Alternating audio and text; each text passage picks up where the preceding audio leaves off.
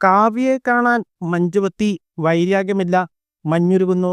മകളുടെ കാര്യത്തിൽ ആലോചനയെന്ന് പല്ലിശ്ശേരി. കഴിഞ്ഞ ദിവസമാണ് കാവ്യ മാധവൻ അഭിനയ രംഗത്തേക്ക് തിരിച്ചെത്തിയേക്കുമെന്ന അവകാശവാദവുമായി പല്ലിശ്ശേരി രംഗത്ത് വന്നത്.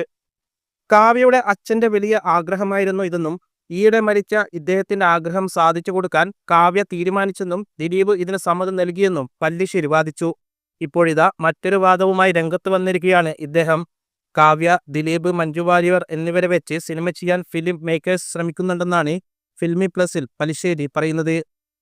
കാവ്യയുടെ അച്ഛന്റെ ഭൗതിക ശരീരം കാണാൻ മഞ്ജു വാര്യർ വന്നെന്ന് പല്ലിശ്ശേരി വാദിക്കുന്നു. ഒരുവിധം മഞ്ഞുരുകൾ എന്തായാലും നടന്നിരിക്കുന്നു.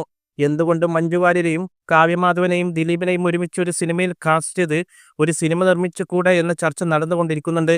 ഞാനുമായി ബന്ധപ്പെട്ട ചിലരൊക്കെ ഇങ്ങനെ സംസാരിച്ചു. അത് നടക്കാൻ സാധ്യത കുറവാണ്. ഒരുപക്ഷെ ദിലീപും കാവ്യയും സമ്മതിക്കും. മഞ്ജു സമ്മതിക്കുമോ എന്ന കാര്യത്തിൽ മഞ്ജു തീരുമാനമെടുക്കേണ്ടതെന്ന് ഞാൻ പറഞ്ഞു.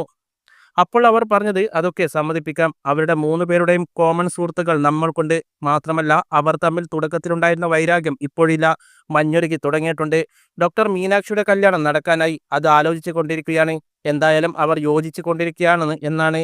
അങ്ങനെ അവർ 3 പേരെയും വെച്ച് ഒരു സിനിമ പ്ലാൻ ചെയ്തു കഴിഞ്ഞു. അത് നടക്കാൻ സാധ്യത കുറവാണ്. ഒരു കാരണവശാലും മഞ്ജു വാര്യർ വിട്ടുവീഴ്ച ചെയ്യില്ലെന്ന് ഞാൻ പറഞ്ഞു.